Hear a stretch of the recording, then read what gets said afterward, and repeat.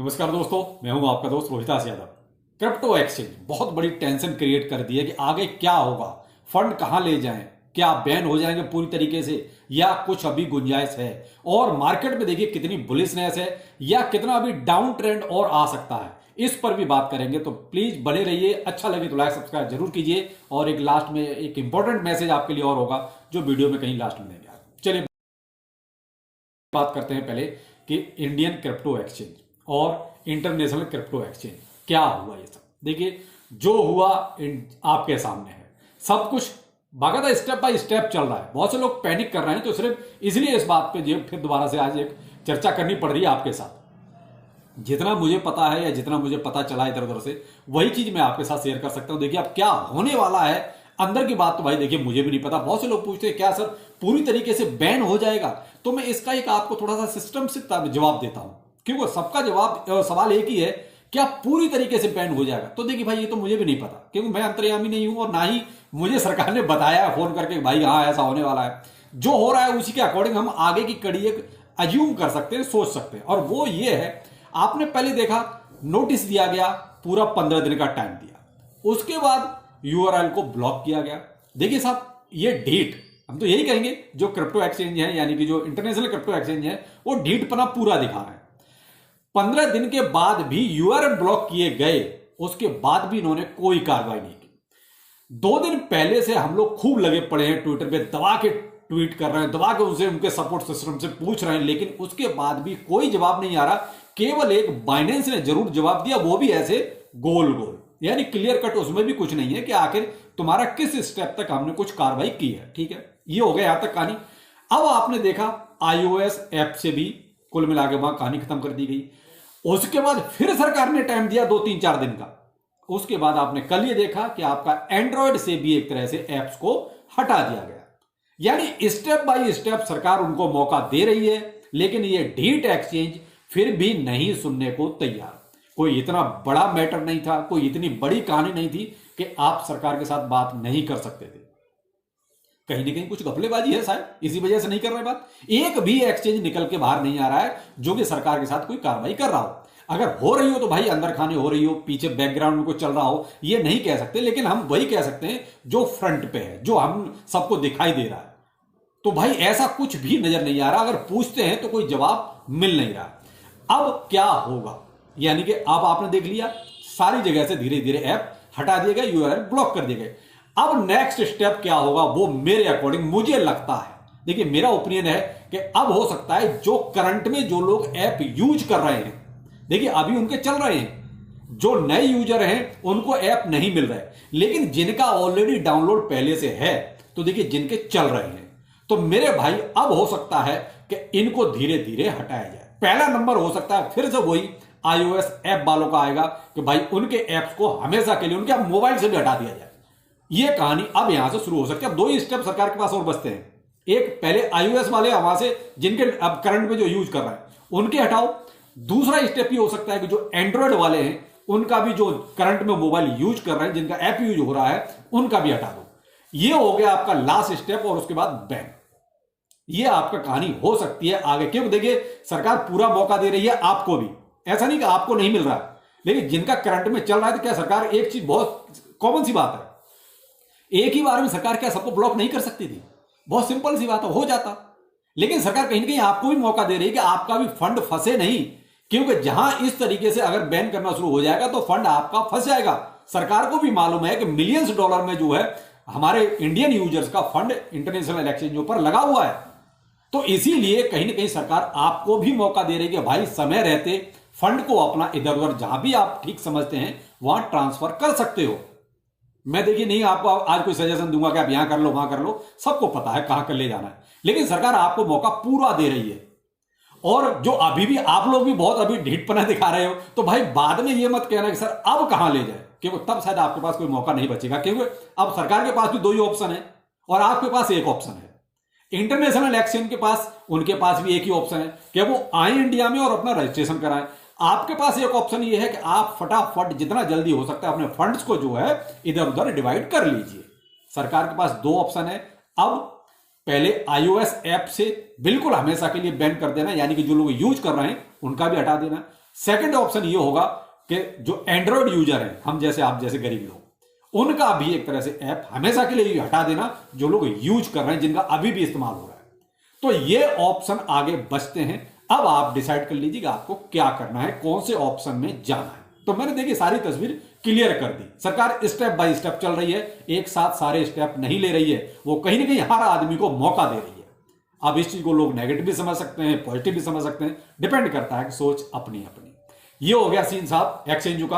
अब आप जहां ले जाना चाहे अपना फंड को ले जा सकते हैं। जो लोग पूछ रहे थे हमें क्या करना चाहिए, तो मैं भाई गारंटी किसी चीज की नहीं है, गारंटी मैं भी नहीं दे सकता कि आगे क्या हो सकता है। अगर मान लीजिए एक्सचेंज ने आगे रजिस्ट्रेशन करा लिया तो सारी समस्याओं का समाधान हो गया, किसी के साथ फिर कोई समस्या नहीं है। आप जहां मर्जी ट्रेड करो, जहां मर्जी है अपना होल्ड करो, लेकिन सारी समस्या वही है कि ये रजिस्ट्रेशन आके नहीं करा रहे। अब आते हैं मार्केट पर कि मार्केट में क्या चल रहा है। देखिए साहब, मार्केट अभी भी आपका 42,900 के आसपास चला है। यानी आपने एक चीज नोटिस करी है 2 दिन से 42,000, 43,000, 42,000, 43,000 इसी के बीच में घूम रहा है। यानी एक यहां पर कुल मिला के देखा जाए तो रेट ऐसे लग रहा है जैसे फिक्स हो गया, यहां से ज्यादा नीचे डाउन का कोई मतलब नहीं बनता है। लेकिन अभी भी मैं आपको यहां चीज कहना चाहूंगा, शॉर्ट पोजीशन बहुत ज्यादा ओपन है, तो मे भी केवल लिक्विडेशन के लिए ऐसा हो सकता है, वरना जो बाइंग के हिसाब से देखा जाए तो मैं आपको देखिए, अगर आप ट्विटर पे एक्टिव होंगे तो मैंने आपको सुबह डाटा शेयर किया है, मैंने सुबह शेयर किया है, और वहां आप ब्लैक रॉक के बारे में आप देखिए। ब्लैक रॉक ने लगभग 11,500 बीटीसी बाई किए इन 2 दिन में। क्यों? जब आपका ये पीछे थोड़ा सा डंप जो मारा था अभी, उस दरमियान इन्होंने जो बाय कर लिया। इन्होंने क्यों किया? इसीलिए कि इनको पता है कि ये नीचे आया है और लगभग यहीं पर जो इंस्टीट्यूशंस बायर है उनकी यहीं पर इसी रेंज के आसपास की बाइंग है। तो जब बाइंग से देखिए, जहां बड़े बड़े लोग बाइंग करेंगे तो वहां उससे नीचे फिर प्राइस का जाना केवल वही होता है कि साहब लिक्विडेशन करना है, बाकी नॉर्मली प्राइस का वहां तक जाना फिर वो थोड़ा संभव नहीं होता। तो वही चीज हुई। दूसरा, आप एक डाटा और मैंने ट्विटर पर शेयर किया, और वो है आपका देखिए, इन 2 दिनों में लगभग 819 मिलियन डॉलर का कारोबार हुआ, यानी एक तरह से नेट इनफ्लो हुआ, जिसमें आपका देखिए, अगर मैं आपका टोटल इनफ्लो बताता हूं तो 1.4 बिलियन का रहा और टोटल आउटफ्लो आपका 579 मिलियन का रहा। तो यहां क्या समझे अब इस चीज को? नेगेटिव तो नहीं समझ सकते, क्योंकि जब इतना लोग इसमें इन्वॉल्व हो रहे हैं तो फिर भाई इसमें नेगेटिव चीज नहीं बनती। कहीं ना कहीं ये सब कुछ बुलिश चल रहा है, लेकिन हम लोग थोड़ा सा हाइप में आ गए थे कि शायद ETF आएगा तो अचानक से ये हो जाएगा। कल आपने एक मैंने शेयर भी किया था कैथी वुड का वीडियो, अगर आपने ट्विटर पे एक्टिव है तो देखिए, उसमें कैथी वुड ने भी उसमें कहा है कि भाई देखिए ये 2030 तक का सीन है, ये कोई ऐसा नहीं है कि बहुत अर्ली का था। 2030 तक का सीन बता रहे कि जो ये कह रहे कि एक 1.5 मिलियन डॉलर के आसपास का जो BTC होगा वो उनका 2030 तक का हिसाब किताब है। तो भाई अर्ली में तो वो भी नहीं सोच रहे, ये तो हम लोग सोच रहे हैं। और कई बार ऐसा होता है कि कुछ चीजें हाइप बनाने के लिए लोग घुमा के बात करते हैं। कैथी वुड इस चीज को क्या ETF अप्रूव होने से पहले बोल रही थी? नहीं बोल रही थी। अब ETF अप्रूव हो गया, उसके बाद अब कैथी वुड इस चीज को आके बोल रही है। तो ये क्या है, बड़े लोगों के कुछ कई बार खेल भी होते हैं। तो अब लॉन्ग टर्म के हिसाब से आप भी सोचिए, क्योंकि बड़े लोग लॉन्ग टर्म के हिसाब से सोचने लगे, यानी कि उनका अब जो आगे सीन है 2030 तक का है। तो भाई उसी हिसाब से आपको भी अपनी सोच डेवलप करनी पड़ेगी। अब आते हैं कि नेक्स्ट अब क्या चल रहा है। भाई देखिए, इंडिया में सबसे बड़ी प्रॉब्लम है जो अपने इंटरनेशनल एक्सचेंज हैं उनकी, और अपना टैक्स। तो देखिए, टैक्स के पीछे तो हम लोग लगे हैं, हाथ धो के पीछे पड़े हुए, आप ये मान लीजिए। और कुछ ही लोग हैं, मैं सबसे रिक्वेस्ट करूंगा, जो भी इन्फ्लुएंसर भी हैं उनसे भी रिक्वेस्ट करूंगा कि शायद थोड़ा सा यार टाइम निकाल के इस मुहिम को थोड़ा सा आगे बढ़ाइए, थोड़ा सा लोगों को मोटिवेट कीजिए कि आपके साथ जुड़े, किसी के साथ भी जुड़े, लेकिन सोशल मीडिया पे आपके साथ जुड़े, जिससे क्या है कि आवाज थोड़ी और बुलंद हो। देखिए, हम 2-4 लोग मिलकर कुछ नहीं कर सकते। कल जैसे मैंने रिक्वेस्ट की दोपहर के वीडियो में, शाम के वीडियो में भी की, तो कुल मिला के कितने लोग मोटिवेट हुए? केवल 86 लोग। यानी ट्विटर पर मेरे साथ केवल 86 लोग जुड़े। यानी इतनी अभी भी हम कहते हैं हम लोग भी ढीठ हो गए यार रिक्वेस्ट कर रहे हैं, हम अपने लिए कुछ नहीं कर रहे। टैक्स बचेगा तो सबका बचेगा भाई, हमारा नहीं बचेगा। आप लोग जितना ज्यादा सहयोग देंगे उतना ज्यादा सरकार तक बात पहुंचेगी। देखिए, इतने ही लोग मिलकर जो है ट्विटर पर रिड्यूस क्रिप्टो टैक्स को ट्रेंडिंग में लाए हुए हैं। अभी भी 22,000 से ज्यादा पोस्ट हो चुके हैं। आप अंदाजा लगाइए, अगर कम्युनिटी और बड़ी हो, ऐसे शामिल हो, आगे ज्यादा ज्यादा ट्वीट करें, तो देखिए कम्युनिटी की क्या ये ज्यादा नहीं बढ़ सकती? बढ़ सकती है। तो भाई आप सबसे फिर रिक्वेस्ट करूंगा कि ट्विटर को ज्यादा से ज्यादा ज्वाइन कीजिए, ज्यादा से ज्यादा इस मुहिम के साथ जुड़िए, क्योंकि इसके बाद हमें एक्सचेंजों पर भी प्रेशर बनाना है। देखिए, हमें अपनी लड़ाई खुद लड़नी पड़ेगी। आपको एक चीज और बहुत क्लियर कट कहना चाहूंगा, जो इन्फ्लुएंसर या यूट्यूबर इंडिया छोड़ के दुबई में बैठे हुए हैं, सिंगापुर में बैठे हुए हैं, उनको कोई मतलब नहीं है आपका टैक्स चाहे 30 का 60 हो जाए या इंटरनेशनल एक्सचेंज आपका चले या बंद हो जाए। क्यों? दुबई में कोई प्रॉब्लम नहीं है, वहां सारे एक्सचेंज चल रहे हैं। टैक्स है भी तो ना के बराबर है, वैसे है नहीं। सिंगापुर में भी वही हाल है, टैक्स है तो ना के बराबर, बिल्कुल नहीं। वहां सारे एक्सचेंज चल रहे हैं, तो उनको इस चीज से कोई फर्क नहीं पड़ता, इसलिए वो इस मुहिम में ज्यादा बढ़ चढ़ के सामने भी नहीं आ रहे। ये लड़ाई हमको खुद ही लड़नी पड़ेगी। तो मेरे भाई, आप लोग भी जो इंडियन, मैं अब ये नहीं कर रहा मुझे ही ज्वाइन करें, जो भी इंडियन यूट्यूबर इन्फ्लुएंसर है जो इंडिया में रह के काम कर रहा है, जो इंडिया में बैठा हुआ है, आप उसके साथ जुड़िए। क्यों? वो परेशानी वही समझ सकता है, दुबई वाला बंदा नहीं समझ सकता, या जो हांगकांग या सिंगापुर में बैठे हैं वहां से ज्ञान पेल रहे हैं, वो नहीं प्रॉब्लम को समझ सकते। वो वही समझ सकता है जो इंडिया में बैठा हुआ है। तो आप ऐसे लोगों को ज्यादा फॉलो करें, ऐसे लोगों के साथ ज्यादा जुड़ें, ऐसे लोगों को ट्विटर पे ज्यादा फॉलो करें, जिससे कम से कम मुहिम ज्यादा से ज्यादा चल सके।